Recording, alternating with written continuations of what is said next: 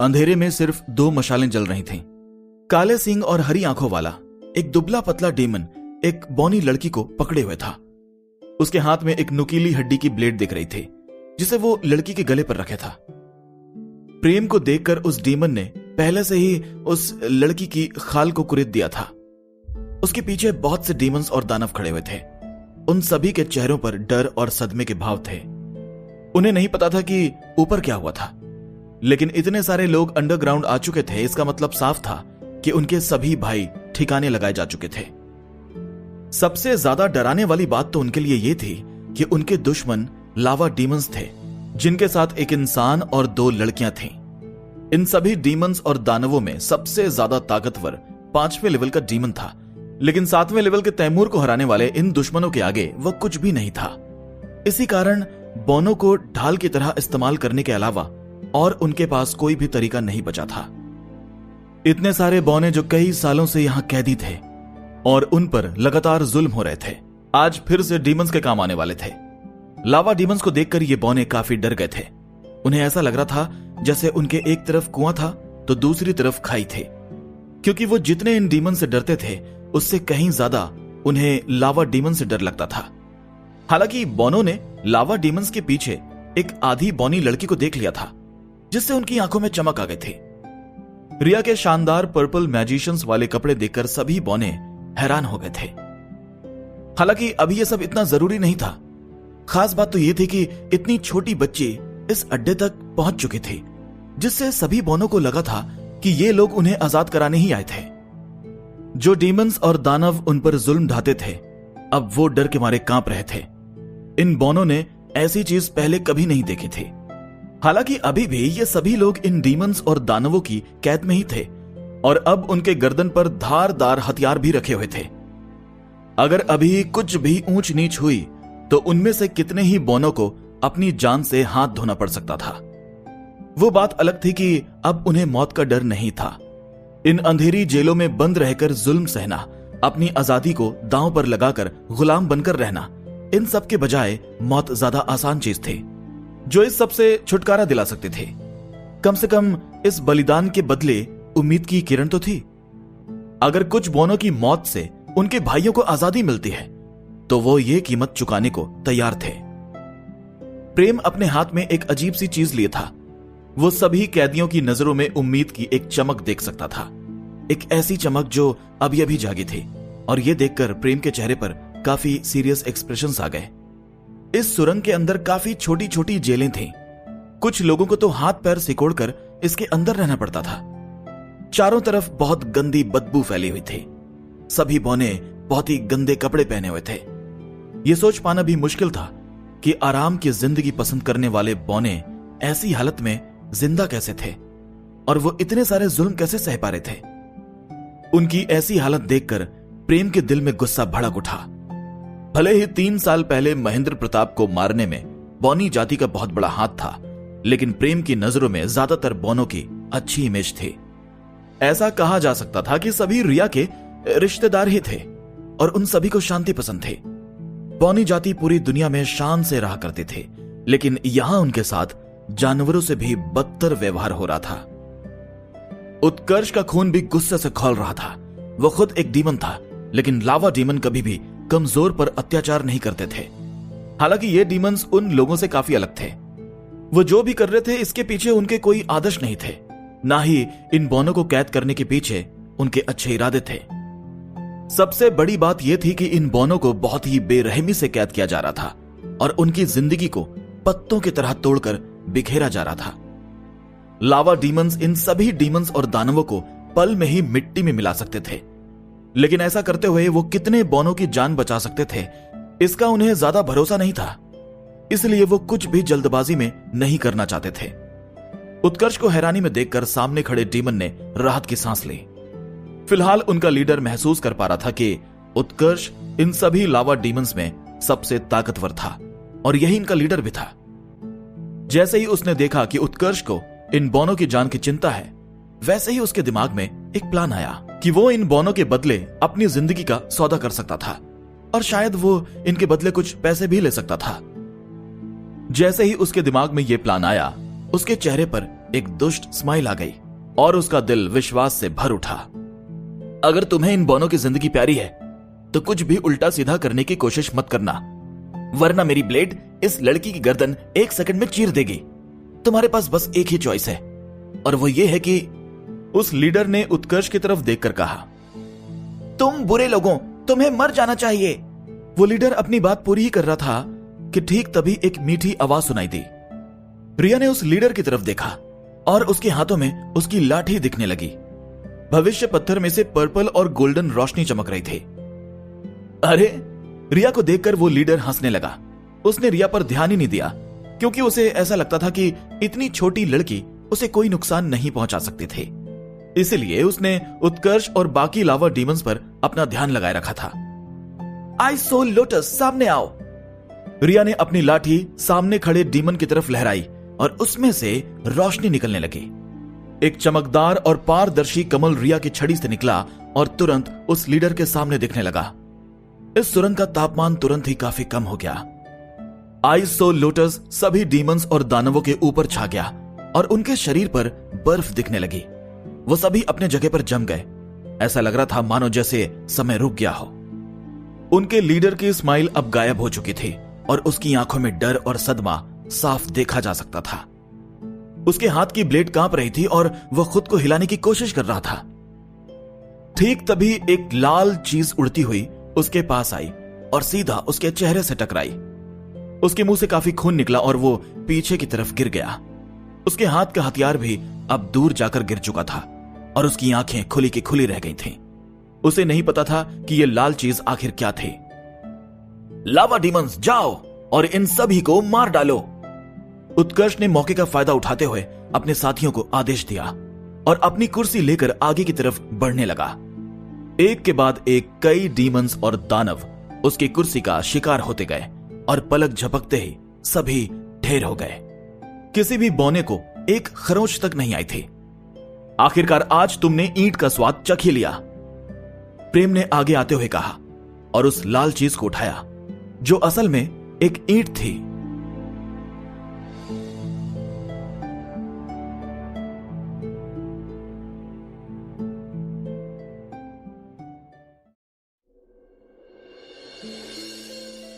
ये रही वो जगह जो हम ढूंढ रहे थे। भोला और श्रुति डीमंस और दानवों के अड्डे के सामने आ गए थे जहां उन्होंने बौनों को कैद करके रखा था। चारों तरफ पैरों के निशान बने हुए थे। इसके अलावा विस्फोट और लड़ाई के निशान भी साफ देखे जा सकते थे। हवा में अभी भी मैजिक वेव्स मौजूद थीं, जिससे साफ पता लगाया जा सकता था कि यहां एक तगड़ा मुकाबला हुआ था। भोला और श्रुति दोनों परेशान दिख रहे थे। उन्हें समझ ही नहीं आ रहा था कि शिकारियों के इस गुट में और भी पावरफुल डीमंस मौजूद थे या नहीं, क्योंकि जिसने भी इस इलाके में लड़ाई लड़ी थी वो उन दोनों से कम ताकतवर नहीं था। अब उन दोनों को यह समझ में नहीं आ रहा था कि ये दोस्त थे या दुश्मन, इसीलिए वो दोनों चौकन्ने हो गए थे। वो दोनों बरामदे के अंदर जाने लगे और उन्होंने अपनी छड़ियां कसकर पकड़ ली। वो एक पल में ही मंत्र पढ़ने के लिए तैयार थे। भोला ने रोशनी का मंत्र पढ़ा और सफेद रोशनी की एक गेंद दिखने लगी, जिससे सारे बरामदे में रोशनी हो गई। अरे ये क्या है? भोला और श्रुति लड़ाई के लिए बिल्कुल तैयार थे और उनकी नजरें बरामदे में रखे बोरियों के ढेर पर पड़ी। सभी बोरियां भरी हुई थीं और उनके अंदर से दुख भरी कराह सुनाई दे रही थी। मुझे इस जगह से जानी पहचानी फीलिंग्स क्यों आ रही हैं? श्रुति ने कंफ्यूज होकर अपनी आईब्रो ऊपर करते हुए कहा। श्रुति समझ गई थी कि इस जगह पर कुछ ही समय पहले मुकाबला हुआ था और यहां इन बोरियों के अलावा और कुछ भी नहीं बचा था। भोला ने बोरियों के अंदर का सामान देखने के लिए कुछ बोरियों को खोला और उसने भी कंफ्यूज होकर अपनी आईब्रो ऊपर कर ली। यहां तो डीमंस और दानव हैं। ये लोग शायद शिकारियों में से हैं, लेकिन इनकी हालत तो बहुत खराब हो गई है। आखिर ये किसने किया होगा? भोला ने कहा। सबसे पहले इन्हें बांध दो, इसके बाद हम देखेंगे कि वो कहीं और तो नहीं छुपे हुए हैं। अगर वो लोग यहां से भागने में कामयाब भी हो गए होंगे तो अभी ज्यादा दूर नहीं गए होंगे। इसके अलावा अभी तक हमें एक भी कैदी बौना नहीं मिला है।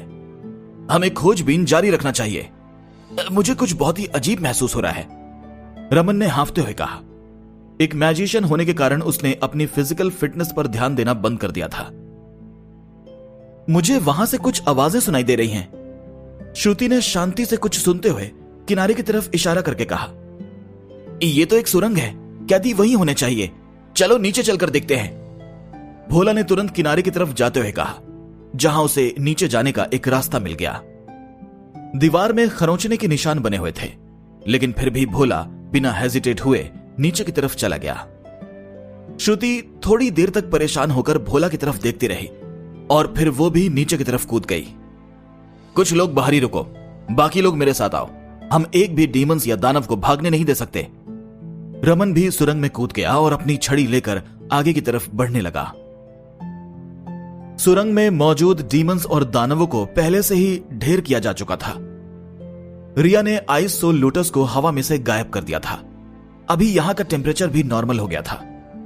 लावा डीमन से निकल रही गर्मी से ठंड में जम गए बौनों को राहत मिल रही थी। उन्होंने उन पर अत्याचार करने वाले लोगों की तरफ देखा। अभी अभी जो भी हुआ था उन्हें उस बात पर यकीन ही नहीं हो रहा था। अब आप लोग आजाद हो, रिया ने खुश होकर स्माइल करते हुए कहा। बौनों के दिमाग में रिया की बात बिजली की तेजी से अंदर गई और उनकी आंखें खुली की खुली रह गईं। आज उन्हें एक ऐसी बात सुनने को मिली थी जो सुनने का उन्होंने कभी ख्वाब भी नहीं देखा था। इसके बाद उनके मन खिल उठे। कुछ बौने खुशी से रोने लगे, कुछ एक दूसरे को गले लगाने लगे। इतने ज्यादा अत्याचार सहने के बाद अब उन्हें उनकी आजादी मिल गई थी। उनमें से कुछ बौने तो रिया की तरफ इज्जत, तारीफ और शुक्रिया के भाव से झुक भी रहे थे। राजकुमारी इशिता ने भी हमें आजाद करवाते वक्त यही कहा था ना।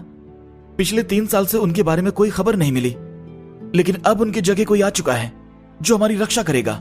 ये छोटी बच्ची वाकई कमाल की है, एक बूढ़े बौने ने रिया की तरफ देखकर कहा। भले ही रिया की उम्र काफी कम थी, लेकिन फिर भी वो काफी ताकतवर मंत्रों का इस्तेमाल कर सकते थे, जो कि उसे सभी मैजिशियंस में खास बनाता था।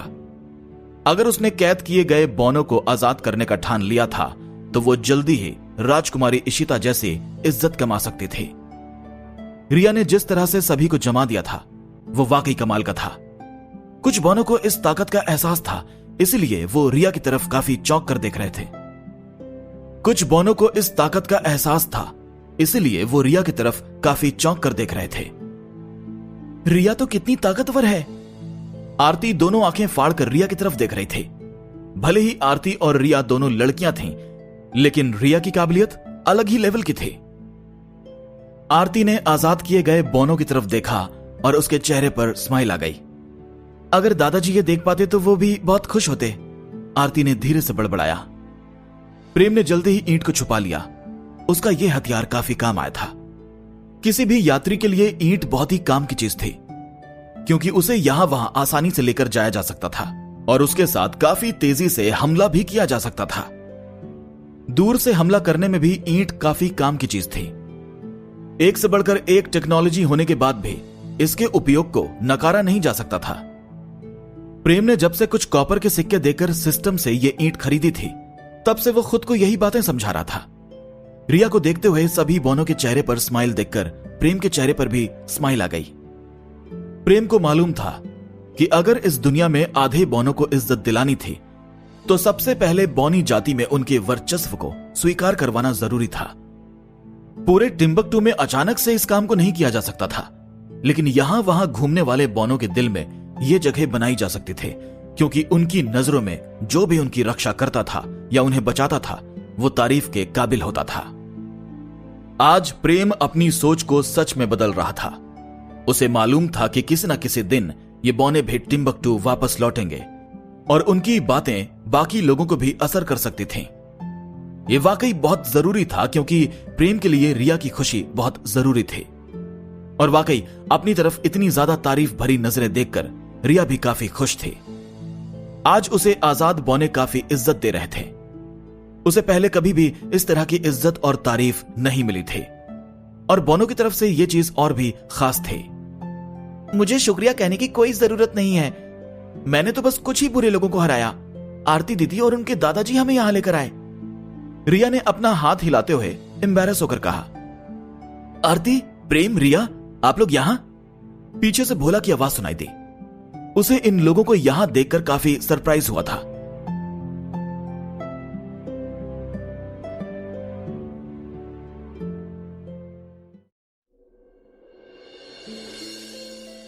लावा डीमंस की आग के कारण सुरंग में काफी उजाला था।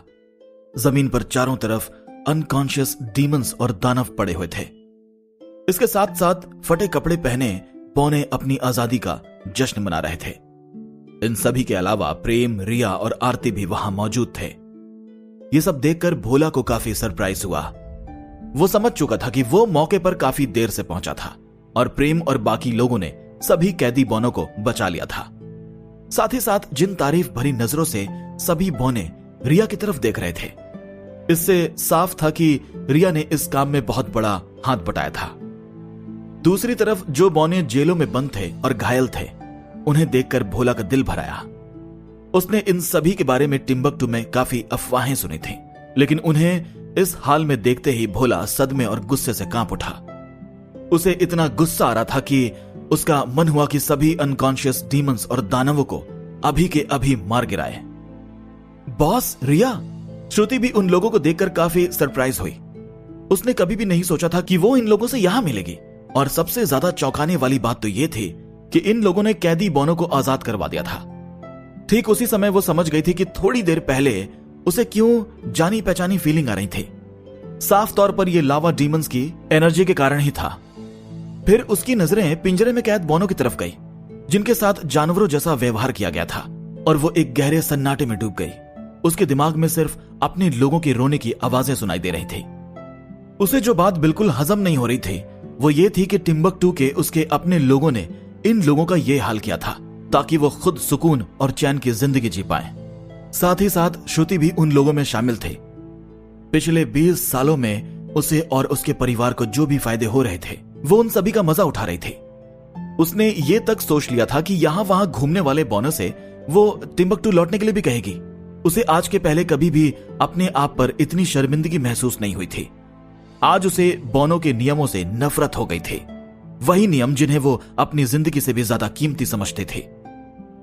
बड़े परिवारों की आलीशान जिंदगी के नीचे कुछ बौनों की जिंदगी गटर की तरह बन गई थी। श्रुति को समझ ही नहीं आ रहा था कि कोई कैसे अपने ही साथियों पर इतना जुल्म कर सकता था, और अगर ऐसा था भी तो फिर दुश्मनों की क्या जरूरत थी। देवी मंदिर की इन्वेस्टिगेटर्स के साथ रमन भी उस जगह पर पहुंच गया। उसने जैसे ही सुरंग के अंदर का सीन देखा, उसके चेहरे पर गुस्सा झलकने लगा। इतने सारे नए लोगों को देखकर सभी बौने परेशान होते हुए पीछे हट गए। खास तौर पर श्रुति और भोला को देखकर वो सभी बौने हैरान थे। आयशा दीदी, प्रीति दीदी, आप लोग तो लेट हो गए। रिया ने खुशी से हंसते हुए श्रुति की तरफ देखकर कहा। फिर वो वापस बौनों की तरफ मुड़ी और बोली, डरो मत, ये लोग बुरे नहीं हैं। आयशा दीदी और बाकी के लोग भी यहाँ आप लोगों को छुड़ाने के लिए ही आए हैं। लगता है प्रेम जी और छोटी रिया ने आज हमें जीतने के पहले ही हरा दिया। आज के हीरो तो तुम ही लोग हो। भोला ने अंदर ही अंदर उलझ कर कहा। बौनों को आजाद करा दिया गया था, यह जानकर उसे राहत महसूस हो रही थी, लेकिन वो शर्मिंदा भी था कि उसकी जगह यह काम किसी और ने कर दिखाया था। हालांकि बौनों की जान बच गई थी, इसलिए अंततः वो खुश ही था। उसे कुछ देर पहले काफी चिंता हो रही थी कि इन बौनों को यहां से ले जाकर दोबारा से टॉर्चर किया जाएगा, लेकिन चीजें उसकी सोच से ज्यादा अच्छी हुई थी। आरती ने हमसे यहां आने के लिए पूछा था। उसे अड्डे तक आने का रास्ता याद था और हम काफी जल्दी में थे, इसलिए मैंने उत्कर्ष और उसके साथियों की मदद लेना ठीक समझा। सभी डीमंस और दानवों को ठिकाने लगा दिया गया है, लेकिन कुछ बौनों को चोट आई है। शायद तुम लोग इनकी मदद कर सकते हो। प्रेम ने सभी को सारी बातें बताते हुए कहा। यह सब तो रिया ने किया है, हम तो बस हौसला बढ़ाने के लिए आए थे। उत्कर्ष ने हंसते हुए कहा। मेरा नाम रमन है, मैं देवी मंदिर से हूं। हम लोग इस मामले को बहुत संगीन ढंग से ले रहे हैं। आपको जिस भी चीज की मदद की जरूरत है हम वो जरूर करेंगे। अगर आप लोग ककाओ गांव जाना चाहते हैं तो मैं वहां पहुंचने तक आप लोगों की रक्षा कर सकता हूं। रमन ने आगे आते हुए कहा और फिर आदेश देकर बोला, सबसे पहले बौनों को पिंजरे से बाहर निकालो। जो भी लोग हीलिंग मैजिक जानते हैं वो बौनों के इलाज के लिए आगे आ जाओ। रिया की बातों ने और रमन के एक्शंस ने डरे हुए बौनों को राहत पहुंचाई। देवी मंदिर के लोगों ने पिंजरे के ताले खोल दिए और बौनों को उनमें से बाहर निकाला। जिन भी मैजिशियंस को हीलिंग मैजिक आता था वो इलाज करने में लग गए, लेकिन इस सब में काफी समय लग रहा था क्योंकि वो बहुत ज्यादा ताकतवर नहीं थे। करीब 100 से भी ज्यादा बौने अभी इलाज के लिए इंतजार कर रहे थे। आयशा, क्या तुम ठीक हो? प्रीति ने चिंता जताते हुए श्रुति के पास आकर कहा। मैं ठीक हूं। श्रुति होश में वापस आ गई थी और उसने सिर हिलाकर कहा, लगता है इन्हें हमारी मदद की जरूरत है। कुछ बौनों को तो बहुत ही गहरी चोट लगी है और ये लोग संख्या में भी काफी ज्यादा हैं। मैं अकेले ये काम नहीं कर पाऊंगी। प्रीति ने बौनों की तरफ दिलासा भरी नजरों से देखकर कहा। श्रुति ने घायल बौनों की तरफ दर्द भरी नजरों और उलझन के साथ देखा और सोचने लगी, इन लोगों का यह हाल मेरी वजह से ही हुआ है। मुझे इनकी मदद करके इनकी तारीफ कमाने का कोई अधिकार नहीं है। अब मैं ये तुम पर छोड़ती हूं। प्रीति ने श्रुति की तरफ देखकर कहा और घायल बौनों की तरफ चली गई। प्रीति और लवी कई सालों से इस दुनिया में घूम रहे थे, इसलिए वो ऐसी चीजें पहले भी देख चुके थे। जब राजकुमारी इशिता टिम्बकटू छोड़कर गई थीं, तब उन्होंने बहुत से शिकारियों के गुटों को बर्बाद कर दिया था, जो हमारे लोगों को परेशान करते थे, और कई बौने कैदियों को आजाद भी कराया था। उनके रहते हुए कोई भी डीमन या दानव यहां वहां घूमने वाले किसी भी बौने पर पूरी दुनिया में उंगली भी नहीं उठा पाता था। भोला ने श्रुति की आंखों में देखकर कहा। भोला की बात सुनकर श्रुति की आंखों में एक अलग चमक आई और उसकी उलझन और उसका कंफ्यूजन दूर हो गया। मैं तुम्हारा कल का प्रपोजल एक्सेप्ट करती हूं, श्रुति ने भोला से कहा। इतना कहने के बाद श्रुति जल्दी से चलकर एक बूढ़े बौने के पास गई, जो जमीन पर लेटा हुआ था। थोड़ी देर बात करने के बाद उसकी छड़ी से एक हरी रोशनी निकली और उस बौने के घाव पर पड़ी। उसका घाव तुरंत ही भर गया और वो काफी स्वस्थ दिखने लगा। मुझे जैसी उम्मीद थी, चीजें उससे भी ज्यादा अच्छी चल रही हैं। ये वाकई बहुत अच्छी लड़की है। हाँ, वो बात अलग है कि ये मेरी जितनी अच्छी नहीं है। भोला ने श्रुति की तरफ देखकर सोचा। श्रुति और प्रीति की मदद के कारण घायल बौनों का इलाज काफी तेजी से होने लगा। जिन बौनों को ज्यादा चोट लगी थी, उनका इलाज पहले किया गया और कम घायल लोगों को बाकी लोगों के हवाले छोड़ दिया गया। सभी लोगों के वापस ऊपर आने तक अंधेरी रात छा गई थी और सिर्फ चांद और तारों की रोशनी चमक रही थी। आजाद बौनों ने फिर भी राहत की सांस ली। दादाजी, क्या आप देख रहे हैं? वो सभी आजाद हो गए। आरती ने आसमान में एक तारे की तरफ देखकर धीरे से बड़बड़ाया।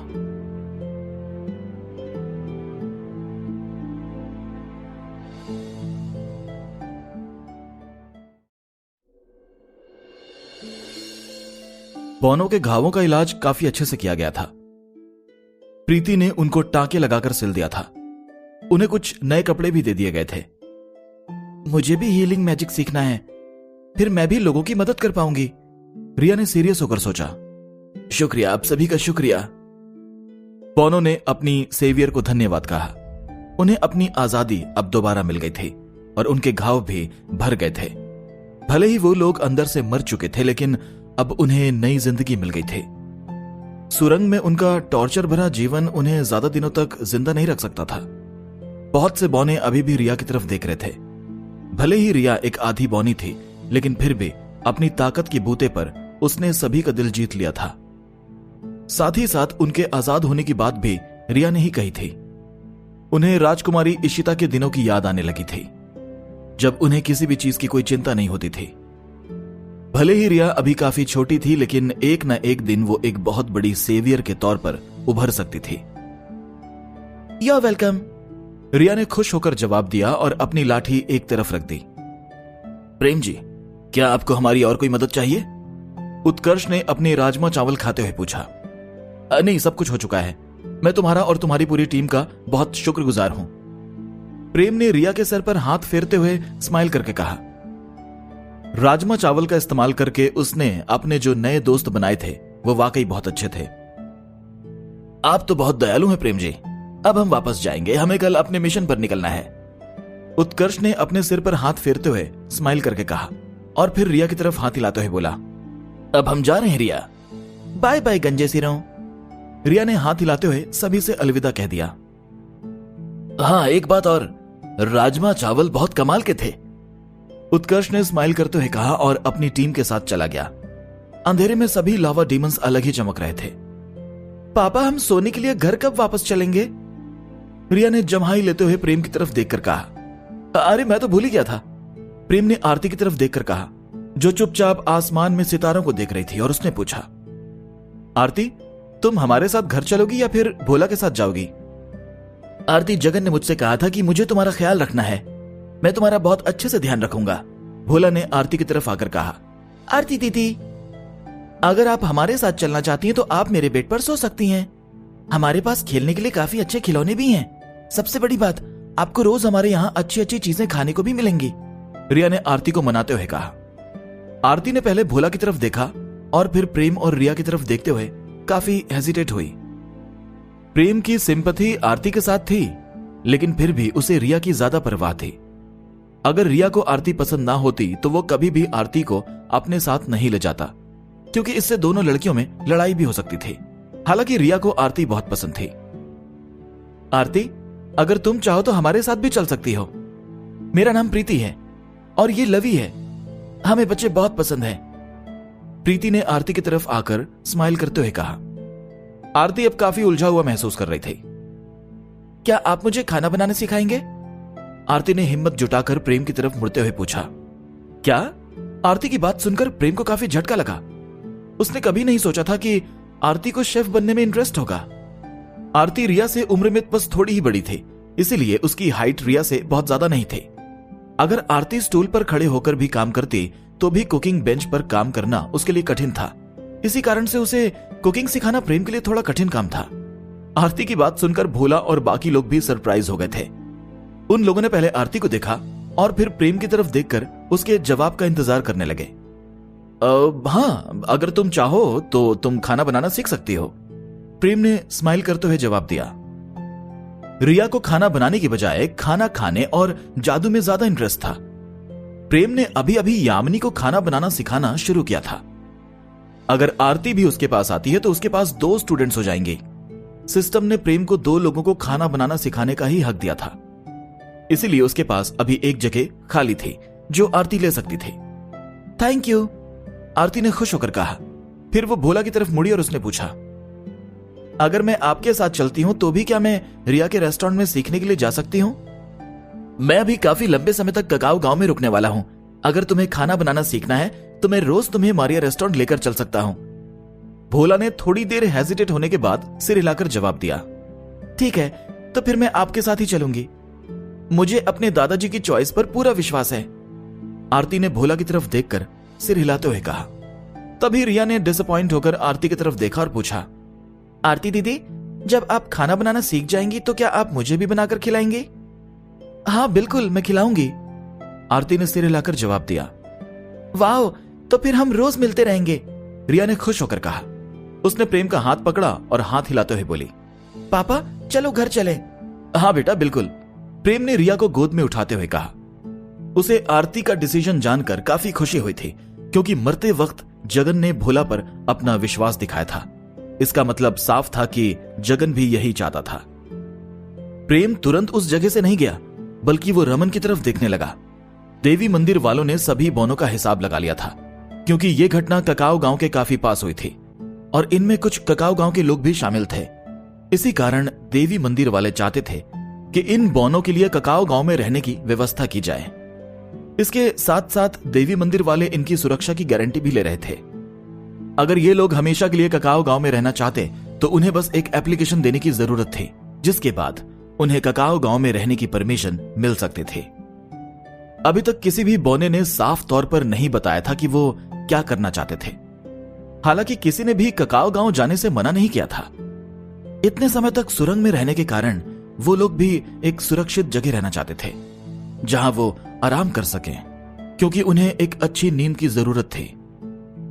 जैसे ही सब कुछ खत्म हुआ, प्रेम रिया को लेकर प्रीति, लवी और श्रुति के साथ चला गया। वो अपनी साइकिल चलाता हुआ रेस्टोरेंट में वापस आया। तब तक रिया सो चुकी थी। कितनी प्यारी बेटी है मेरी, प्रेम ने स्माइल करते हुए सोचा और रिया को सीढ़ियों से ऊपर ले जाकर बिस्तर पर सुला दिया। इसके बाद प्रेम भी लेट गया और उसने सिस्टम से कहा, सिस्टम, मैं हरे भरे कबाब बनाना सीखना चाहता हूं। बॉस, हमारा रेस्टोरेंट 3 दिन से बंद है और फूड एसोसिएशन का विश्वास भी हमसे उठ गया है।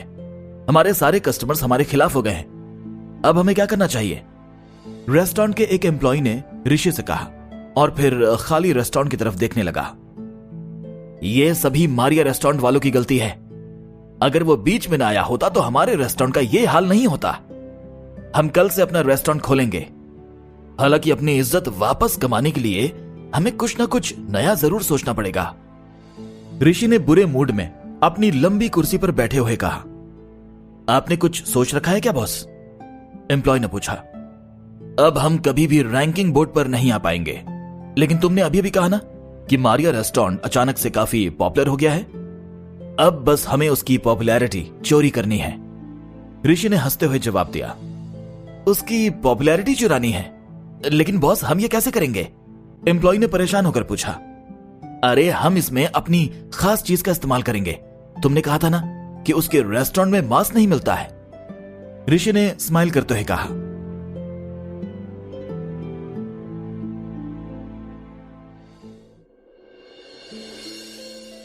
क्या तुम्हें किसी चीज की जरूरत है? बोनो की एम्बेसी के सामने अपनी घोड़ा गाड़ी से उतरते हुए भोला ने पूछा। वो श्रुति को वहां देखकर काफी सरप्राइज हो गया था। हाँ, श्रुति ने जवाब दिया। भोला ने सबसे पहले आरती को गाड़ी से नीचे उतरने में मदद की। आरती, जाओ योगेश दादाजी के साथ चली जाओ, कोई ना कोई तुम्हें अंदर कपड़े दे देगा, भोला ने आरती से कहा। योगेश थोड़ी देर श्रुति को देखता रहा और फिर एम्बेसी के अंदर चला गया। ठीक है, आरती ने सिर हिलाकर कहा और वो थोड़ी देर तक एम्बेसी को देखती रही, फिर योगेश के पीछे पीछे चली गई। हाँ बताओ, तुम क्या कहना चाहती हो? भोला ने श्रुति की तरफ मुड़कर पूछा। श्रुति ने स्माइल करते हुए भोला की तरफ देखा। उसने भोला के बारे में पहले जो कुछ भी सोच रखा था, अब वो उसके दिमाग से मिटता जा रहा था।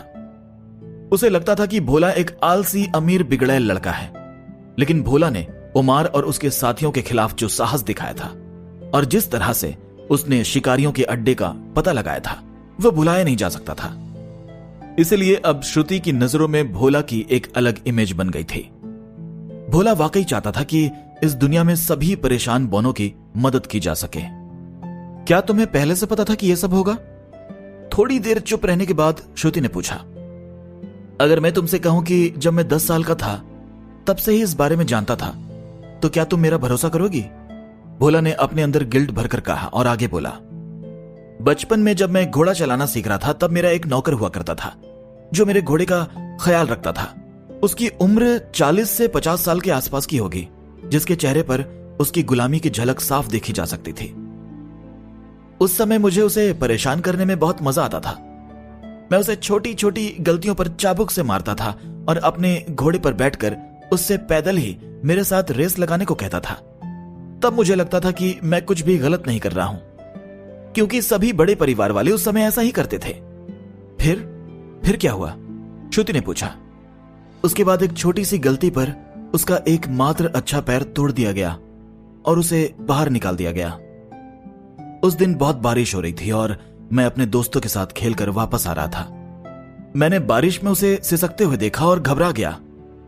मुझे काफी गिल्ट हुआ और मैंने उससे उसके रोने की वजह पूछी। वो काफी देर तक मुझे देखता रहा और जैसे ही उसने अपनी कहानी मुझे सुनाना शुरू की, उसके आंसू बह गए। उसने बताया कि उसने स्पीशीज के बीच की लड़ाई में हिस्सा लिया था और वो उसमें बच गया, जबकि वो एक आम सा बौना सिपाही था। जिन भी डीमंस और दानवों ने टिम्बकटू में घुसने की कोशिश की, उसने उन सबको मार गिराया। जंग खत्म होने के बाद उसने टिम्बकटू से बाहर जाकर घूमना फिरना ठीक समझा। हालांकि 20 साल पहले उसे डीमंस और दानवों ने कैद कर लिया, जिसके बाद उसका एक पैर तोड़ दिया गया। फिर उसे बलबन परिवार का गुलाम बना दिया गया और वहां उसे रोज जिल्लत की जिंदगी जीनी पड़ी। उसने मुझे बताया कि यही चीज और भी बहुत से बौनों के साथ हुई। अपनी कहानी खत्म करने के बाद उसने एक पत्थर उठाकर अपने सीने में मार लिया।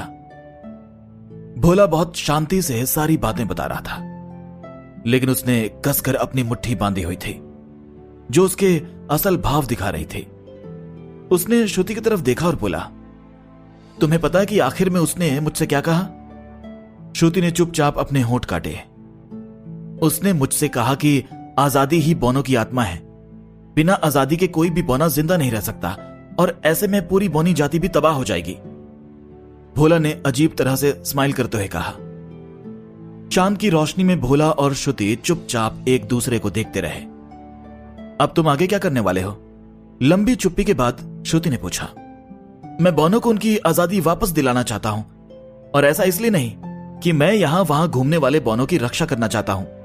मैं ऐसा इसलिए भी चाहता हूं ताकि टिम्बकटू में जितने भी बौनों को दबाया जा रहा है या बड़े परिवारों ने जिन भी बौनों को गुलाम बनाकर रखा है उन्हें कुछ फायदा हो सके। ऐसा करके ही हम बौनों को बचा सकते हैं। भोला ने कुछ कदम आगे आते हुए कहा, फिर अपनी आवाज धीमी करते हुए उसने आगे कहा, और अगर मैं गलत नहीं हूं तो पिछले कुछ सालों से राजकुमारी इशिता भी यही करने की कोशिश कर रही हैं। जब वो यहां वहां घूमने के लिए निकलती थीं, तब उन्होंने कितने ही शिकारियों को मौत के घाट उतारा था। टिम्बकटू के बाहर रहने वाले बौनों के दिलों में राजकुमारी इशिता की एक अलग ही जगह है। 3 साल उस गुफा के अंदर रहने के बाद उन्होंने जो पहला काम किया वो संकल्प को मारना था। इसके बाद उन्होंने रानी को गुलामी हटाने के लिए भी मना लिया। अगर वो वाकई पिछले कुछ सालों में बौनी जाति के कुछ नियम मिटाना चाहती हैं, तो उन्हें कई बड़े परिवारों के खिलाफ खड़ा होना पड़ेगा और वो शायद अकेले इस बड़े तूफान का सामना ना कर पाएं। इसीलिए मैं यहां वहां घूमने वाले बौनों की एक सेना तैयार करना चाहता हूं। इसी के साथ साथ मैं चाहता हूं कि मैं बड़े परिवारों के लोगों को और बौनी जाति के बाकी लोगों को भी अपनी तरफ मिला लूं। जब राजकुमारी इशिता अपने सारे पत्ते टिम्बकटू के सामने खोल देंगे, तब हम हमारे खिलाफ उठ रही किसी भी आवाज को दबाने का काम कर सकते हैं। ऐसा करके हम पूरी बौनी जाति को बचा लेंगे। भोला की सांसें तेज होने लगीं और उसकी आंखों में अरमान सजने लगे। भोला की बात सुनकर श्रुति की आंखों में भी चमक बढ़ गई। श्रुति को हर्षिता ने राजकुमारी का दावेदार बनाया था, इसीलिए वो काबिल थी कि भोला की बात की गहराई समझ सके। अभी अभी उसने बौनों के साथ हुई जो घटना देखी थी, उससे उसकी दुनिया पूरी तरह से पलट चुकी थी। इसलिए वो भोला के इरादों से सहमत थी। मैं तुमसे झूठे प्यार का नाटक कर सकती हूं ताकि तुम्हें बलबन परिवार से लगातार मदद मिलती रहे, लेकिन तुम्हारे दोनों भाई भी अब परिवार की बागडोर को संभालने के लिए आगे आ रहे हैं। अगर तुम उनसे आगे निकलना चाहते हो तो यह बहुत कठिन होगा, खास तौर पर तब जब तुम ककाओ गांव में रहकर काम करना चाहते हो। श्रुति ने अपनी बात रखते हुए कहा और फिर आगे बोली, साथ ही साथ राजकुमारी इशिता यहां वहां घूमने वाले बौनों को अपनी तरफ कर सकती हैं, क्योंकि वो बहुत ताकतवर हैं और उन्हें टिम्बकटू में खड़ी होने वाली किसी भी परेशानी से कोई भी दिक्कत नहीं है। लेकिन अगर हमें बौनी जाति और बड़े परिवारों के साथ रहकर अपनी ताकत बढ़ानी है, तो हमें यह दिखाना होगा कि हम उनकी तरफ हैं। मेरे दोनों भाई तो बेवकूफ हैं। अगर मेरा मुकाबला उनसे होने वाला है तो उनके जीतने के कोई भी चांसेस नहीं है। तुम्हें बस हामी भरनी है और 6 महीने में ही मैं उन्हें रेस से बाहर कर दूंगा। भोला ने सिर हिलाकर कहा। फिर उसके चेहरे पर चिंता झलकने लगी और फिर उसने आगे कहा, लेकिन तुम सही कह रही हो, हम बस पीछे रहकर ही चीजों को आगे बढ़ा सकते हैं। हम आगे आकर यह लड़ाई नहीं लड़ सकते। हमें किसी ऐसे की जरूरत है जो राजकुमारी इशिता की तरह ही ताकतवर हो और आगे रहकर हमारी बौनी जाति का दिल भी जीत ले। भोला और श्रुति दोनों थोड़ी देर तक चुप खड़े रहे और फिर दोनों की आंखों में एक साथ चमक आ गई। रिया, दोनों ने एक साथ कहा। उधर प्रेम एक सफेद रोशनी के चमकते ही टेस्ट फील्ड के किचन में आ गया। प्रेम को अब इस टेस्ट फील्ड की आदत हो चुकी थी।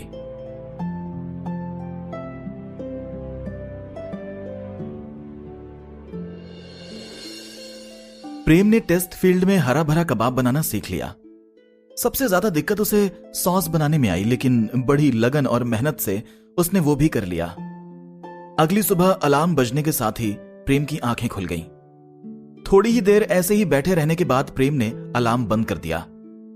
कुछ ही देर पहले उसकी नई डिश को सिस्टम ने अप्रूव किया था और उसके पलक झपकने के बाद ही वो असली दुनिया में वापस आ गया था। हरे भरे कबाब बनाने में उसे करीब 100 दिन का समय लगा था। हर एक स्टेप के साथ उसे नई नई चुनौतियों का सामना करना पड़ रहा था। हरे भरे कबाब दिखने में काफी आम थे, लेकिन उन्हें बनाना उतना ही कठिन काम था। हालांकि कुकिंग के बादशाह बनने की दौड़ में प्रेम के स्किल्स दिन ब दिन सुधरते ही जा रहे थे, जिनमें इंग्रेडिएंट्स की प्रोसेसिंग, मसालों का इस्तेमाल, हीट और फ्लेम्स पर ठीक तरह से कंट्रोल जैसी चीजें शामिल थे। अब प्रेम के बारे में इतना कहा जा सकता था कि वो इन सभी चीजों में सबसे अच्छा बन चुका था। आज मैं हरे भरे कबाब बनाकर रिया को सरप्राइज दूंगा, प्रेम ने बेड से उतरते हुए सोचा। भले ही टेस्ट फील्ड में काम करते हुए भी प्रेम का असली शरीर काम ही करता रहा था, लेकिन फिर भी 100 दिन तक लगातार काम करने के कारण दिमागी तौर पर प्रेम काफी थक गया था।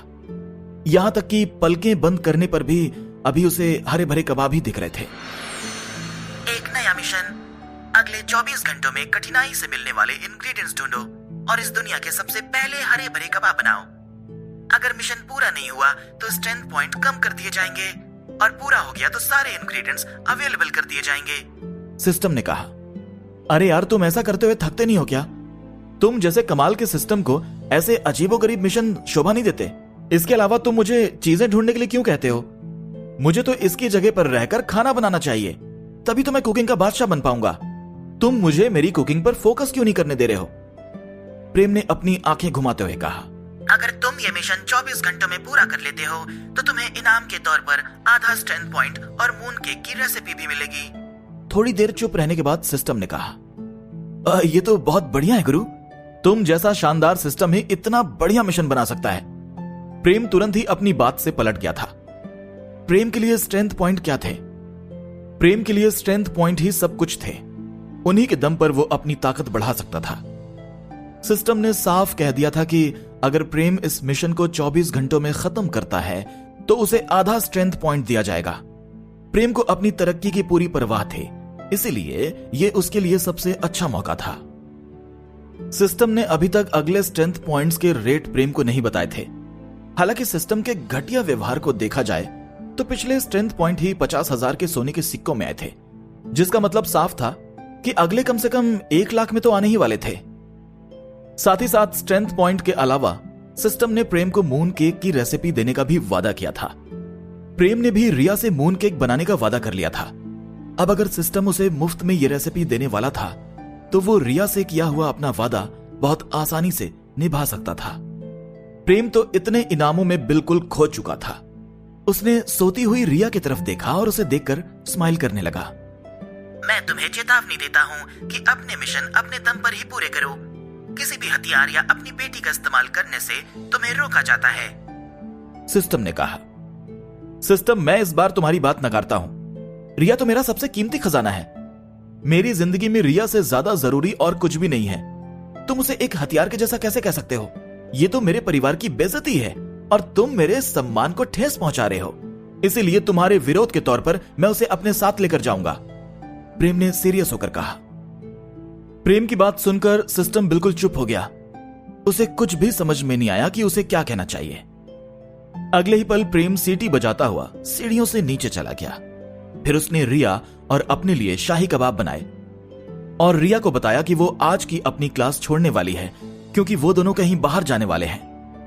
बाहर जाने की बात सुनकर रिया काफी एक्साइटेड हो गई और उसकी आंखों में खुशी की झलक दिखने लगी, लेकिन उसे अपने क्लास छोड़ने पर थोड़ा बुरा भी लग रहा था।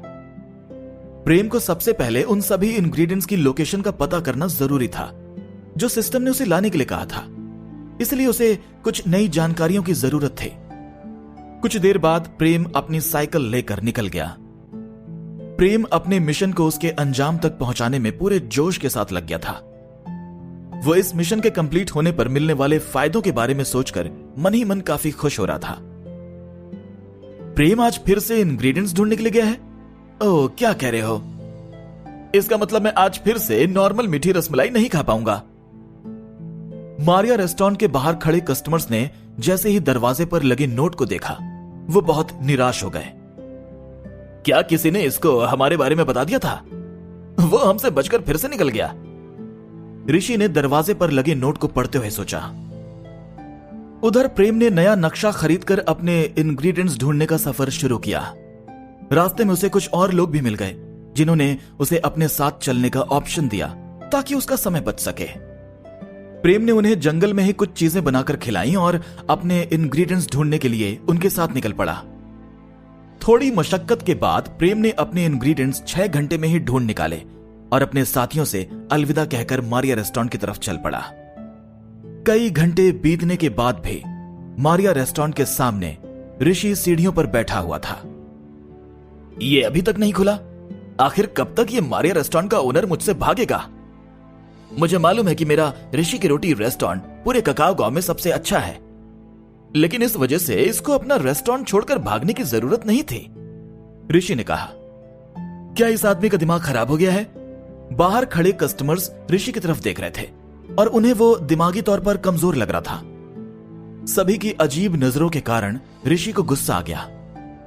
अगर ऐसी बात है तो मैं मारिया रेस्टोरेंट की ओनर को चैलेंज करता हूं कि वो मुझसे अच्छी नॉनवेज डिश बनाकर दिखाए।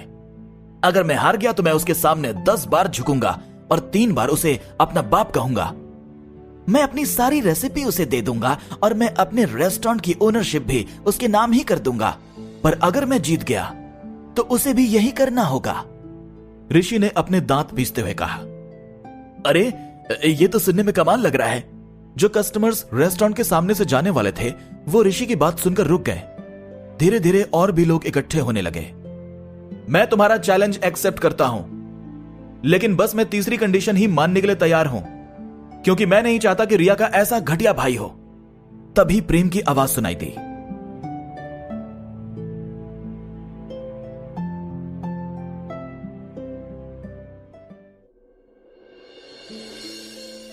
अरे प्रेम जी वापस आ गए। प्रेम को देखकर सभी की आंखों में चमक आ गई। प्रेम अपनी साइकिल के साथ रेस्टोरेंट के सामने खड़ा था और सभी कस्टमर अपने लाजवाब शेफ के स्वागत के लिए खड़े थे। प्रेम ने ऋषि की तरफ देखा और हल्का सा स्माइल किया। प्रेम को अच्छे से याद था कि कैसे पिछली बार दरवाजे की ठोकर से ऋषि दूर जाकर गिरा था, लेकिन प्रेम ने कभी भी नहीं सोचा था कि ऋषि दोबारा परेशानी खड़ी करने आएगा। साथ ही साथ आज ऋषि प्रेम को कुकिंग चैलेंज के लिए ललकार रहा था। प्रेम ने अभी अभी हरे भरे कबाब बनाना सीखे थे और अचानक ही ऋषि ने उसे नॉनवेज डिश बनाने के लिए चैलेंज कर दिया था। शुरुआत में तो प्रेम इस फिजूल के चैलेंज को नकारने वाला था, लेकिन तब तक सिस्टम ने उसे नया मिशन दे दिया था। ऋषि के चैलेंज को एक्सेप्ट करके उसे तुम्हें हराना है। मिशन पूरा होने पर तुम्हें आधे स्ट्रेंथ पॉइंट का आधा हिस्सा और मिलेगा। प्रेम 1/4 स्ट्रेंथ पॉइंट के बारे में सुनकर थोड़ा निराश हुआ था, लेकिन फिर भी स्ट्रेंथ पॉइंट तो स्ट्रेंथ पॉइंट ही थे और इस मिशन में कोई कठिनाई भी नहीं थी। इसलिए प्रेम ने खुशी खुशी इस चैलेंज को एक्सेप्ट कर लिया। साथ ही साथ वो ऋषि को एक अच्छा सबक भी सिखाना चाहता था, वरना सबको यही लगता कि प्रेम अपने रेस्टोरेंट की बेइज्जती ऐसे ही सुन लेता है। इसके अलावा ऋषि की कंडीशंस ने प्रेम का लालच भी थोड़ा बढ़ा दिया था। उसे ये चैलेंज को जीतने से एक ऐसे रेस्टोरेंट की ओनरशिप मिल सकती थी जो कभी फूड कंपटीशन के टॉप 30 में हुआ करता था। इसके अलावा उसे वहां का फर्नीचर, बर्तन और बाकी चीजें भी मिल सकती थी। ये प्रेम के लिए 5 उंगली घी में और सिर कढ़ाई में वाली बात थी। इसकी मदद से प्रेम अपने रेस्टोरेंट को और भी बड़ा कर सकता था और वो चाहे तो उस जगह को बेच भी सकता था या फिर किराए पर भी दे सकता था। इस सबसे प्रेम को बहुत फायदे हो सकते थे। लगता है प्रेम जी वाकई इंग्रेडिएंट्स लेने के लिए गए थे। मुझे पहले से ही पता था कि प्रेम जी चैलेंज से पीछे नहीं हटेंगे। मुझे तो प्रेम जी से यही उम्मीद थी, लेकिन क्या वो ऐसे इंग्रेडिएंट्स लेकर आए हैं जिससे वो कोई नॉनवेज डिश बना सके? ऋषि की रोटी का नॉनवेज तो वाकई कमाल का है। ककाओ गांव में उनकी नॉनवेज डिशेस दूसरे नंबर पर आती हैं। शायद प्रेम जी के पास इसका कोई ना कोई तरीका तो जरूर होगा। मैं नहीं चाहता कि आगे से मैं मारिया रेस्टोरेंट में खाना ही ना खा पाऊं। मुझे लगता है कि यह चैलेंज देखने लायक होगा, एकदम पैसा वसूल। प्रेम को विश्वास से भरा देखकर सभी कस्टमर्स आपस में बातें करने लगे। प्रेम के पैर कीचड़ में सने थे, जिससे यह साफ होता था कि प्रेम जंगल से होकर आ रहा था। कुछ लोगों को वाकई प्रेम की चिंता थी। हालांकि ज्यादातर लोग इस कंपटीशन को देखने के लिए तड़प रहे थे, क्योंकि इस जगह पर इस तरह के ज्यादा कॉम्पिटिशन्स नहीं हुआ करते थे। प्रेम को देखकर ऋषि ने अपनी पलकें झपकी। उसने नहीं सोचा था कि प्रेम इतनी आसानी से उसका चैलेंज एक्सेप्ट कर लेगा। साथ ही साथ प्रेम को देखकर यह साफ समझ में आ रहा था कि वो कोई मेहनत का काम करके आ रहा था। प्रेम की बातों में अभी से मजाकिया लहजा शामिल हो चुका था। अभी तो कंपटीशन शुरू भी नहीं हुआ था और अभी से प्रेम का ऐसा एटीट्यूड था। प्रेम में इतना विश्वास देखकर ऋषि को बिल्कुल भी अच्छा नहीं लग रहा था। मोटे अंकल, मेरे पापा को मुझसे छीनने की कोशिश भी मत करना। पापा सिर्फ और सिर्फ मेरे हैं, इसलिए ऐसा सोचना भी मत। इसके पहले कि ऋषि कुछ जवाब दे पाता, रिया ने कहा, रिया तो कमाल की है। ये वाकई प्रेम की सच्ची बेटी है। इसकी जुबान भी प्रेम जितनी ही तीखी है, लेकिन फिर भी ये कितनी प्यारी है। सभी कस्टमर्स जोर जोर से हंसने लगे, यहां तक कि ऋषि के एम्प्लॉय का भी मन हंसने का हुआ और उसने आसमान की तरफ देखकर अपने पैर में चींटी काटते हुए अपनी हंसी को बड़ी मुश्किल से दबाया। तुम ऋषि कुछ बोलने की कोशिश कर ही रहा था, लेकिन वो गुस्से से तमतमा उठा था, इसलिए अपनी बात पूरी ही नहीं कर पा रहा था। प्रेम को रिया की बात बहुत अच्छी लगी थी। मैं तुम्हारा चैलेंज एक्सेप्ट करता हूं, लेकिन हम ये कब और कहां करने वाले हैं और जीतने की शर्तें क्या होंगी? पहले हमें इस सब के बारे में सोचना चाहिए और इसके बाद ऑफिशियल डॉक्यूमेंट में यह सब लिख लेना चाहिए। अगर तुम्हें कोई दिक्कत ना हो तो हम अभी इस बारे में चर्चा कर सकते हैं। प्रेम ने सीरियस होकर ऋषि की तरफ देखते हुए कहा। ऋषि ने गहरी सांस लेकर खुद को शांत किया। इस आदमी की कोई भी तैयारी नहीं है। क्या यह वाकई कोई नॉनवेज डिश बना सकता है? हो ही नहीं सकता। मैंने इसके बारे में पूरी जांच पड़ताल की है और अगर फिश को अलग रखें तो इसकी किसी भी डिश में नॉनवेज इस्तेमाल नहीं होता है। यहां के लोग वैसे भी फिश को बाकी नॉनवेज डिशेस से अलग रखते हैं। इसने तो आज तक रोस्टिंग भी नहीं की होगी। भले ही ये काफी जीनियस है, लेकिन रोस्टिंग इतनी आसान भी नहीं है और इसे 1-2 दिन में सीखा भी नहीं जा सकता। ये आदमी तो झूठ मूठ में ही अपनी इज्जत बनाए रखने के लिए खुद को शांत बनाकर रख रहा है। अगर सब कुछ ऐसा ही रहा तो मेरी जीत तो पक्की है। अब मारिया रेस्टोरेंट फूड कंपटीशन में भी रैंकिंग बोर्ड पर है। इसका मतलब ये मेरे रेस्टोरेंट से भी ज्यादा फायदेमंद है। सारी बाजी मेरी झोली में रखी हुई है।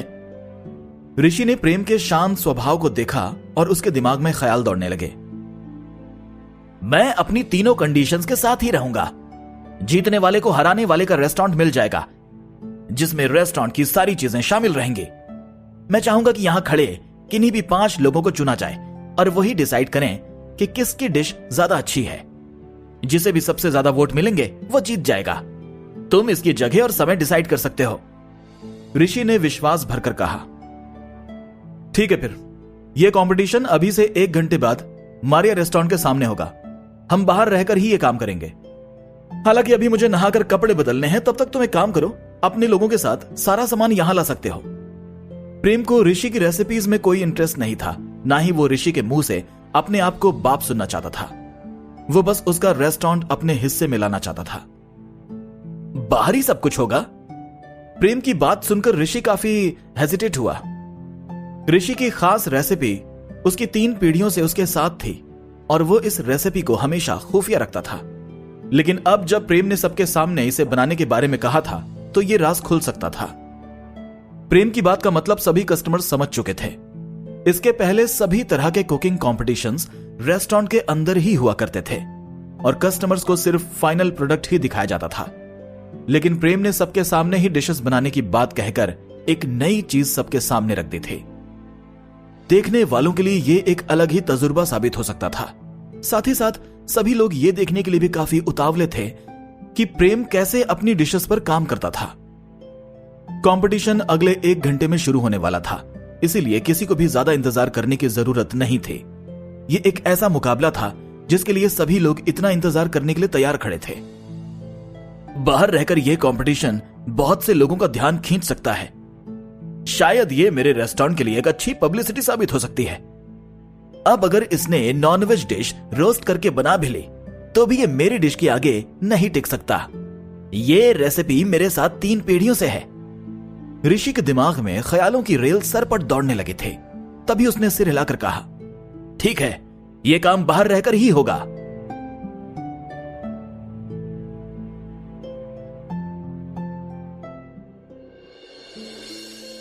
मारिया रेस्टोरेंट और ऋषि की रोटी रेस्टोरेंट के बीच होने वाले मुकाबले की खबर आग की तरह चारों तरफ फैल गई। एक तरफ एक नया रेस्टोरेंट था जो फूड कंपटीशन के रैंकिंग बोर्ड में दिखना शुरू हो गया था। दूसरी तरफ एक नामी ग्रामी रेस्टोरेंट जो कई पीढ़ियों से ककाओ गांव में अपना नाम बनाए हुए था। यह कंपटीशन सभी के भीतर खलबली मचाने वाला कंपटीशन बन चुका था। इस कंपटीशन की सबसे खास बात यह थी कि यह बाहर सबकी आंखों के सामने होने वाला था। इसका मतलब साफ था कि सभी को डिशेस की प्रोसेसिंग देखने का मौका मिलने वाला था। ककाओ गांव के इस चौराहे पर कभी भी ऐसा कोई कंपटीशन नहीं हुआ था, इसलिए सभी के दिलों में तूफान उमड़ रहा था। जो लोग बिल्कुल फ्री थे वो मारिया रेस्टोरेंट के सामने भीड़ लगाकर इकट्ठा हो चुके थे और लोगों का एक बड़ा जलसा लग चुका था। इनमें से कुछ लोग मारिया रेस्टोरेंट के रेगुलर कस्टमर्स थे, जबकि कुछ लोग ऋषि की रोटी रेस्टोरेंट की रेपुटेशन को देखकर यहां आए थे। लेकिन इनमें से ज्यादातर लोग एक कमाल का शो देखने की उम्मीद से ही खड़े थे। हमारे पास मूंगफली, ठंडा पानी और खास तरीके के स्टूल्स हैं। आपको यह मौका हाथ से नहीं जाने देना चाहिए। प्रीति और लवी भीड़ में घूम घूम कर अपना सामान बेच रहे थे। अभी ये कंपटीशन शुरू होने में आधे घंटे की देरी थी, लेकिन फिर भी बहुत से लोग अभी से इकट्ठा हो चुके थे ताकि उन्हें एक अच्छी जगह मिल सके। उन्हें लग रहा था कि अगर उनकी किस्मत अच्छी रही तो शायद उनमें से किसी को 5 में से 1 जज बनाया जा सकता था, जो ये तय करने वाला था कि किसकी डिश ज्यादा अच्छी है। बोर हो रहे लोगों ने टाइम पास के लिए ठंडा पानी और मूंगफली खरीद लिए थे। जल्दी ही ऋषि की रोटी से कुछ एम्प्लॉइज 2 घोड़ा गाड़ी लेकर आए। ऋषि के इंस्ट्रक्शंस के हिसाब से उन लोगों ने सारा सामान जमा दिया। सभी कस्टमर्स काफी क्यूरियस होकर यह नजारा देख रहे थे। उनमें से बहुत से लोगों ने रोस्टेड डिशेस खाई थी, लेकिन उन्होंने कभी भी ये डिशेस बनते हुए नहीं देखी थी। इसी कारण उनके अंदर का उतावलापन बढ़ता ही जा रहा था। अरे क्या वो मारिया रेस्टोरेंट है? वहां बाहर इतने सारे लोग इकट्ठा क्यों हैं? रॉबर्ट ने क्यूरियस होकर दूर से देखते हुए कहा। थोड़ी देर हेजिटेट होने के बाद वो भी रेस्टोरेंट की तरफ चल पड़ा। संजना सिंह अभी एक शानदार रेस्टोरेंट के सामने अपनी घोड़ा गाड़ी से उतरी थी। जैसे ही उसकी नजर कुछ दूरी पर इकट्ठा भीड़ की तरफ पड़ी, उसने अपनी आईब्रो ऊपर कर ली। वहां क्या हो रहा है और वहां इतने सारे लोग क्यों हैं? संजना ने पूछा। संजना जी, मारिया रेस्टोरेंट और ऋषि की रोटी रेस्टोरेंट के बीच कुकिंग कंपटीशन होने वाला है। वो सभी उसे देखने के लिए इकट्ठा हुए हैं। रोस्ट मीट के मामले में हमारा रेस्टोरेंट अभी भी इस इलाके का नंबर 1 रेस्टोरेंट है। रेस्टोरेंट ओनर ने स्माइल करते हुए कहा। मारिया रेस्टोरेंट, ये वही रेस्टोरेंट है ना जो हाल ही में काफी पॉपुलर हो गया है? संजना ने सरप्राइज होकर कहा। हां, आपने सही कहा, लेकिन वो तो बड़ी मुश्किल से फूड कंपटीशन के रैंकिंग बोर्ड में टॉप 30 में आ पाया है। रेस्टोरेंट ओनर ने स्माइल करते हुए सिर हिलाकर कहा, लेकिन उसकी आंखों में टेंशन झलकने लगी। संजना सिंह और सिंह परिवार के बाकी लोग इस रेस्टोरेंट के सबसे बड़े कस्टमर्स में से एक थे, जो यहां हर साल हजारों लाखों सोने के सिक्के खर्च करते थे। अगर वो कहीं और जाकर खाना खाने लगे तो इस रेस्टोरेंट को बड़ा नुकसान हो सकता था। इस मारिया रेस्टोरेंट को खुले अभी 1 महीना ही हुआ है और इनकी 5 डिशेस टॉप 100 में आ गई हैं। यहां तक कि एक डिश टॉप 30 में भी है। यह काफी इंटरेस्टिंग बात है। संजना ने मन ही मन सोचा और वापस घोड़ा गाड़ी में बैठने के बाद उसने कहा, चलो हम भी चलकर देखें। मैं भी ये जानने के लिए काफी क्यूरियस हूं कि आखिर ये रेस्टोरेंट ऐसा क्या बनाता है जो इसने महीने भर में ही इतने कस्टमर्स का दिल जीत लिया। इसके आगे तो मेरी पॉपुलैरिटी भी काफी फीकी पड़ जाएगी। संजना जी, आप जब तक वापस आएंगी तब तक मैं आपके लिए एक जगह पहले से ही रिजर्व रखूंगा, रेस्टोरेंट ओनर ने कहा और वो अपने रेस्टोरेंट के सामने से संजना की शानदार घोड़ा गाड़ी को जाता हुआ देखता रहा। कितने ही सालों से उसका रेस्टोरेंट इस इलाके का सबसे शानदार रेस्टोरेंट बना हुआ था। किसने सोचा था कि एक दिन एक नया रेस्टोरेंट उसके सामने चुनौती बनकर खड़ा हो जाएगा। तुम आज थोड़े उदास दिख रहे हो अनंत। क्या तुम्हारे दिलों की पसंद रेस्टोरेंट में अभी तक कोई नई डिश नहीं आई? मैं बहुत समय से तुम्हारे रेस्टोरेंट में नहीं आया। ठीक तभी एक आवाज सुनाई दी। अनंत ने अपनी आईब्रो ऊपर कर ली और वो थोड़ा हैरान दिखने लगा। उसने जैसे ही अपने बगल में खड़े आदमी की तरफ देखा, उसकी हैरानी एक स्माइल में बदल गई। हेलो फहीम जी, आपको डिसअपॉइंट करने के लिए मैं माफी चाहूंगा, लेकिन हमारे रेस्टोरेंट में कोई भी नई डिश नहीं आई है, अनंत ने कहा। फहीम लंबा पतला एक आदमी था जिसने लंबा सा कोट और काली हैट पहनी थी। अनंत की बात सुनकर उसके चेहरे पर मजाकिया अंदाज से भरी एक स्माइल आ गई। बिना किसी क्रिएटिविटी के कोई भी रेस्टोरेंट जल्द ही गायब हो जाता है। अगर तुम हर महीने एक नई डिश नहीं ला सकते तो शायद तुम्हें अपने शेफ को बाहर कर देना चाहिए। हर बार एक ही डिश के साथ रैंकिंग बोर्ड में दिखने से तुम रैंकिंग बोर्ड और कस्टमर्स की बेइज्जती कर रहे हो, फहीम ने कहा। हाँ, आपने ठीक कहा। हमारा शेफ अपनी पूरी कोशिश कर रहा है कि नई डिश बना पाए। उसकी मेहनत का फल जल्द ही लोगों को चखने मिलेगा, अनंत ने सिर हिलाकर कहा और उसके माथे पर पसीना बहने लगा। ककाओ गांव और बाकी जगहों पर हाल ही के दिनों में कई फूड क्रिटिक उभर कर आए थे। ये लोग रेस्टोरेंट के बारे में फूड रिव्यू लिखकर काफी फेमस हो गए थे और इससे ये लोग काफी अच्छे पैसे भी कमाने लगे थे। फहीम भी इन्हीं फूड क्रिटिक्स में से एक था और उसका काफी नाम हो चुका था। फहीम का नाम ना तो नई डिशेस के बारे में बताने से हुआ था, ना ही किसी डिश पर लिखी गई उसकी तारीफों के कारण, बल्कि उसकी तीखी जुबान ने उसे फेमस किया था। लगभग सभी रेस्टोरेंट उसकी तीखी जुबान का शिकार हो चुके थे। यहां तक कि दिलों की पसंद रेस्टोरेंट की सबसे खास डिश को भी फहीम ने बहुत ही ज्यादा तेल वाली डिश कह दिया था। फहीम ने आज तक जितने भी रेस्टोरेंट के बारे में अपने रिव्यूज लिखे थे, उन पर इन रिव्यूज का उल्टा ही असर हुआ था। वो सभी रेस्टोरेंट फेमस होकर बदनाम ही हो गए थे। इसी कारण फहीम एक ऐसा फूड क्रिटिक बन गया था जो सभी रेस्टोरेंट ओनर्स की आंखों में खटकता था। अगर वो ककाओ गांव में ना रहता होता तो अभी तक कोई ना कोई उसे मारकर बोरी में बांधकर नदी में बहा दिया होता। अनंत फहीम से बचने का कोई चारा सोच रहा था और जैसे ही उसकी नजरें मारिया रेस्टोरेंट पर पड़ी, उसकी आंखों में चमक आ गई। फहीम जी, हमारे दिलों की पसंद रेस्टोरेंट ने भले ही आज आपको डिसअपॉइंट किया हो, लेकिन मैं आपको आज एक अच्छे रेस्टोरेंट की सलाह देता हूं। आपने मारिया रेस्टोरेंट के बारे में तो अब तक सुन ही लिया होगा, है ना? वो इस इलाके का एक नया और पॉपुलर रेस्टोरेंट है।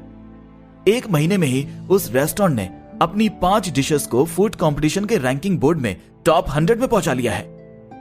आज ये रेस्टोरेंट ऋषि की रोटी रेस्टोरेंट के खिलाफ खुले में एक कुकिंग कंपटीशन में भाग ले रहा है, जिसमें दोनों रेस्टोरेंट दांव पर लगे हैं।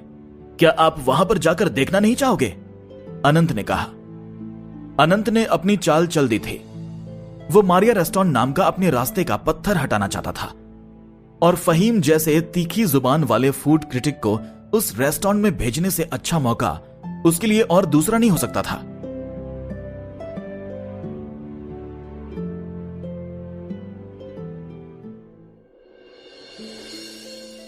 रेस्टोरेंट के अंदर शांति पसरी थी और यामिनी परेशान होकर यहां वहां टहल रही थी। अगली डकलिंग काउंटर के पास अपनी पूंछ लटकाकर सो रही थी। थोड़ी देर बाद प्रेम नहाकर अपना नया सूट पहनकर आ गया। रिया भी नए कपड़े पहनकर सीढ़ियों से नीचे आ गई।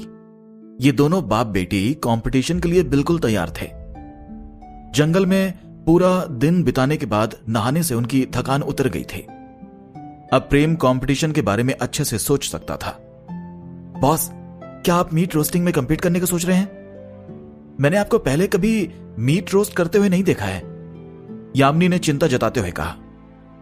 मैं पहले भी मीट रोस्ट कर चुका हूं और मैंने यह काम आज ही किया है, प्रेम ने स्माइल करते हुए जवाब दिया।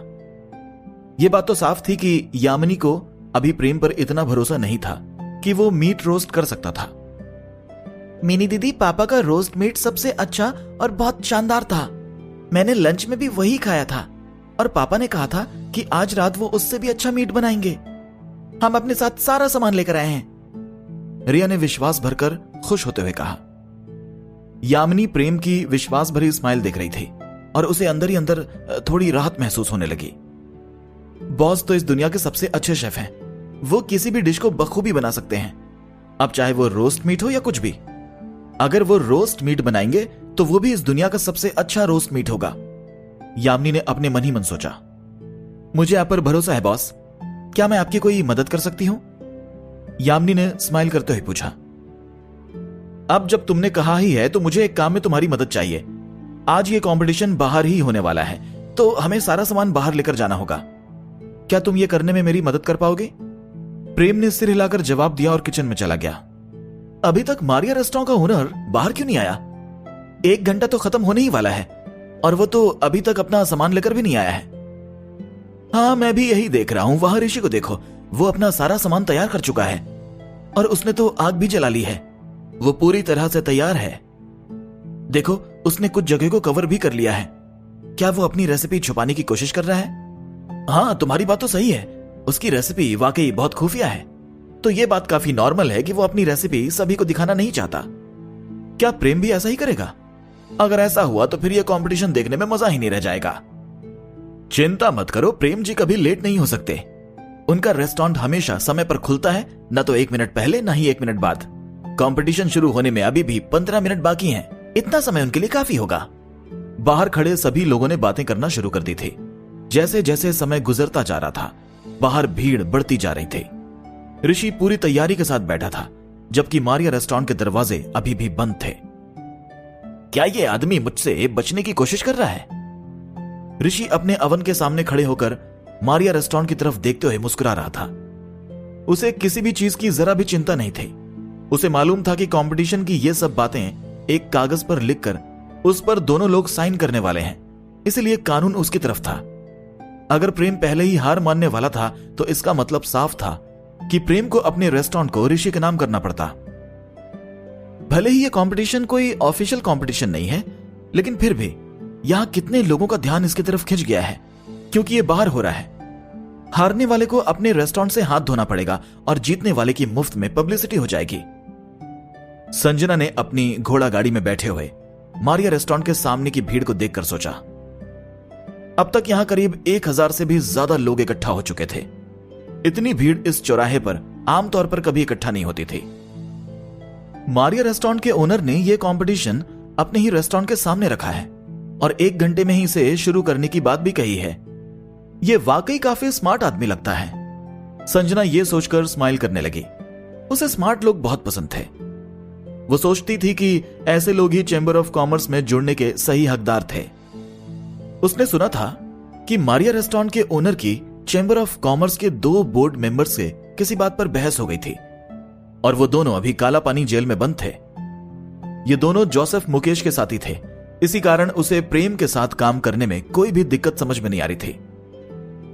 दिलों की पसंद रेस्टोरेंट वाला भी जोसेफ के साथ था, इसलिए संजना को कोई ऐसा चाहिए था जो उसकी तरफ हो और दिलों की पसंद रेस्टोरेंट को उसकी जगह से हिला सके।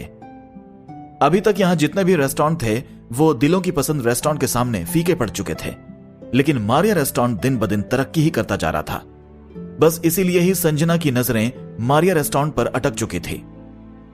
रेस्टोरेंट के बाहर इतनी भीड़ देखकर वो ये बात मानने के लिए भी तैयार हो गई थी कि मारिया रेस्टोरेंट ने कई लोगों का दिल भी जीत लिया था।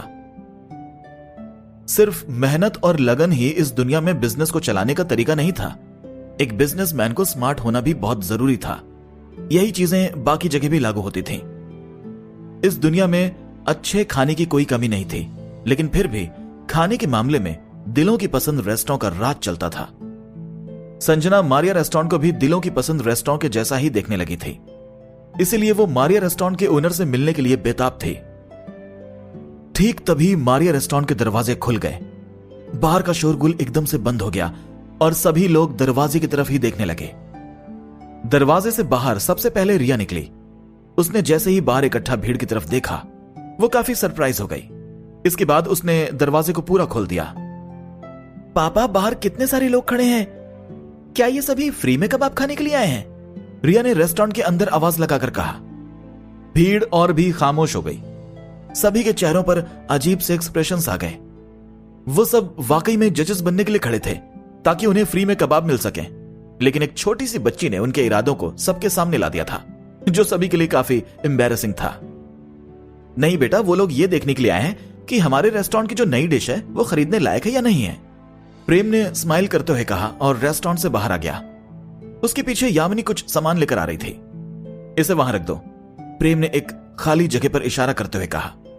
इतने सारे दर्शकों को देखकर उसे भी काफी सरप्राइज हुआ था। उसने कंपटीशन की जगह बाहर इसलिए रखी थी ताकि उसे थोड़ी सहूलियत हो सके, और इसका समय 1 घंटे में ही रखा था ताकि उसे इस सब के लिए ज्यादा समय बर्बाद न करना पड़े। प्रेम का सारा फोकस अपने रेस्टोरेंट पर था और उसे यही ज्यादा बेहतर लगता था। हालांकि यह कहना बिल्कुल झूठ होगा कि प्रेम इस पब्लिसिटी स्टंट से अपने रेस्टोरेंट की एडवर्टीजमेंट नहीं करना चाहता था। अपनी पिछली जिंदगी में प्रेम एक बिजनेसमैन फैमिली में ही बड़ा हुआ था और उसके पास पहले से ही एक बिजनेसमैन का दिमाग था। इसलिए प्रेम अपने रेस्टोरेंट को मिलने वाली इस फ्री पब्लिसिटी को पहले ही भांप किया था। अच्छा, इसके पहले कि हम शुरू करें, हमें कुछ जजेस चुन लेने चाहिए, है ना? इससे हमें ही मदद मिलेगी, क्योंकि मैं नहीं चाहता कि हम में से किसी को भी ऐसा लगे कि उनके साथ नाइंसाफी हुई है। प्रेम ने स्माइल करते हुए ऋषि की तरफ देखकर कहा।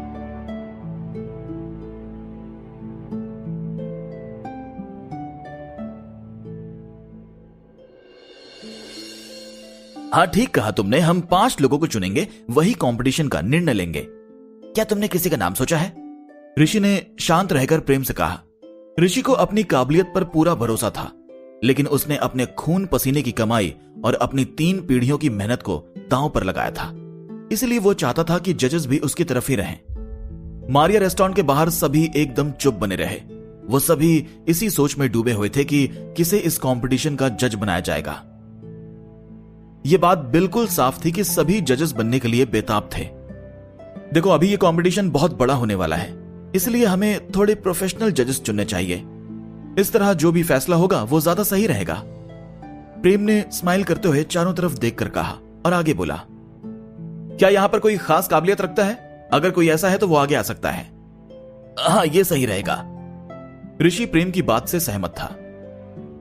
भीड़ में से किन्हीं भी 5 जजेस को चुनने से बेहतर प्रोफेशनल लोगों को चुनना एक अच्छा आइडिया था, लेकिन ऋषि का इसमें एक घाटा था कि उसके दोस्त और एम्प्लॉइज इसमें शामिल नहीं हो सकते थे। हालांकि उसे पूरा भरोसा था कि वो ईमानदारी से भी प्रेम को हरा सकता था। प्रेम जी, फूड एसोसिएशन के प्रेसिडेंट रॉबर्ट यहां मौजूद हैं, सिद्धार्थ ने कहा। सभी लोग रॉबर्ट की तरफ देखने लगे और उसके लिए रास्ता बना दिया। प्रेसिडेंट रॉबर्ट, क्या आप आज के लिए हमारे जज बन सकते हैं? प्रेम ने स्माइल करके पूछा।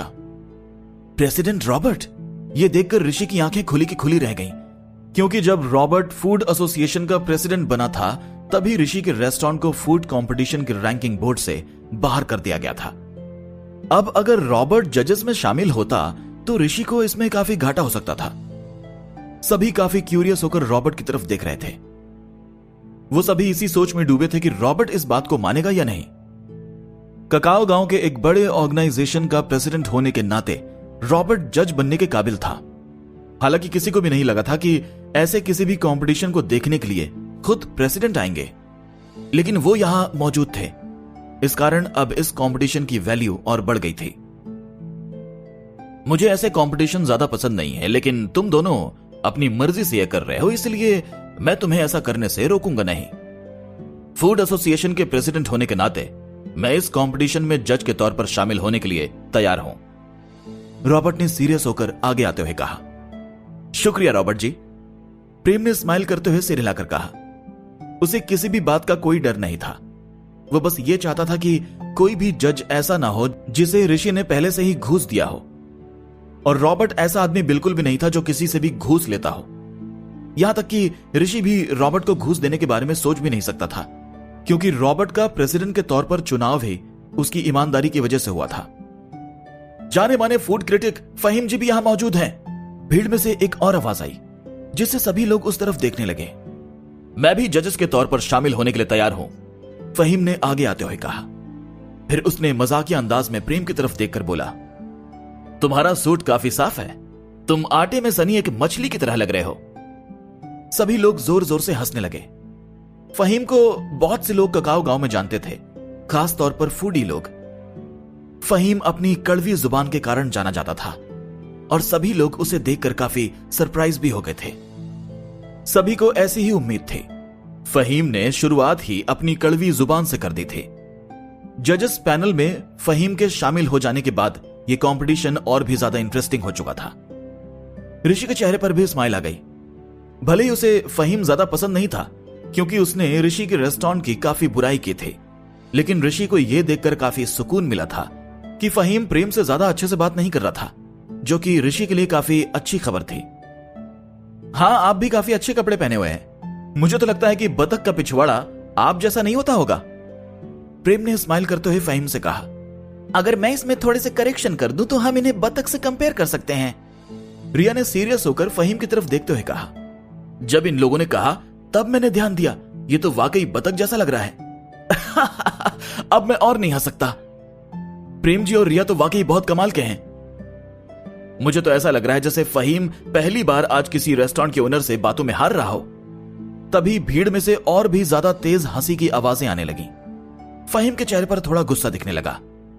गुस्से से उसकी मूंछें फड़क रही थी।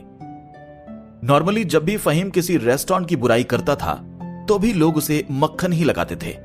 इसी कारण उसने कभी भी किसी का ऐसा जवाब नहीं सुना था। फहीम ने एक गहरी सांस ली और अपने होंठ काटने लगा। एक शेफ का फूड ही बात करना चाहिए, तुम्हें अपनी बातों के कारण ज्यादा पॉइंट नहीं मिलेंगे, फहीम ने कहा। हां, बिल्कुल सच कहा। अगर कोई शेफ ठीक से बात करना भी ना जानता हो, फिर भी वो अपनी कुकिंग स्किल्स के दम पर जीत सकता है, लेकिन एक फूड क्रिटिक अपनी तीखी जुबान के बिना कुछ भी नहीं है, प्रेम ने स्माइल करते हुए कहा। उसे तीखी जुबान वाले फहीम से जरा भी डर नहीं लगा था। अपनी पिछली जिंदगी में प्रेम ऐसा करने में माहिर था और उसे इस दुनिया में अपने फूड रिव्यूज के कारण ही भेजा गया था। इस हिसाब से फहीम को प्रेम से अभी बहुत कुछ सीखने की जरूरत थी। भले ही प्रेम अब एक फूड क्रिटिक ना होकर एक शेफ और रेस्टोरेंट का ओनर बन चुका था, लेकिन वो कोई संत नहीं था जो किसी से भी आसानी से अपनी बेइज्जती सुन ले। इसी कारण प्रेम ने जिस कड़वी जुबान को सभी से छुपा कर रखा था, वो आज बाहर आ गई थी। फहीम को इतना गुस्सा आ गया था कि वो कुछ बोल भी नहीं पा रहा था और गुस्सा दिखाने के लिए उसके मुंह से सिर्फ हवा निकल रही थी। थोड़ी देर तक प्रेम को घूरने के बाद वो चुपचाप एक तरफ खड़ा हो गया। हालांकि उसने अपना मन बना लिया था कि वो वाकई प्रेम की डिश के लिए एक धमाकेदार रिव्यू लिखने वाला था। लेकिन ऋषि इस सब से काफी खुश था। जहां बाकी लोग फूड क्रिटिक को मक्खन लगाया करते थे, वहीं प्रेम ने उसका उल्टा किया था। ऋषि समझ चुका था कि फहीम का वोट उसकी झोली में आ चुका है। अगले 2 जजेस भी चुन लिए गए, जिनमें से एक ककाओ स्कूल का प्रोफेसर था जो पार्ट टाइम फूड क्रिटिक भी था, और दूसरा एक रेस्टोरेंट का ओनर था जो अपने इंसाफ के लिए ही जाना जाता था। उसकी रोस्ट मीट वाली डिश भी फूड कंपटीशन के रैंकिंग बोर्ड में टॉप 50 में शामिल हुई थी, इसलिए इस हिसाब से वो काफी प्रोफेशनल था। अभी भी एक जगह खाली है, क्या कोई और आगे आना चाहेगा? प्रेम ने पूछा। अब जब सिर्फ एक ही जगह खाली बची थी तो कोई एवरेज फूडी हाथ उठाने की हिम्मत भी नहीं कर रहा था। इतने शानदार जजेस के सामने वो लोग खड़े होने की भी हिम्मत नहीं कर सकते थे। चारों तरफ सन्नाटा फैल गया था। तभी एक आवाज सुनाई दी, क्या मैं कोशिश कर सकती हूं?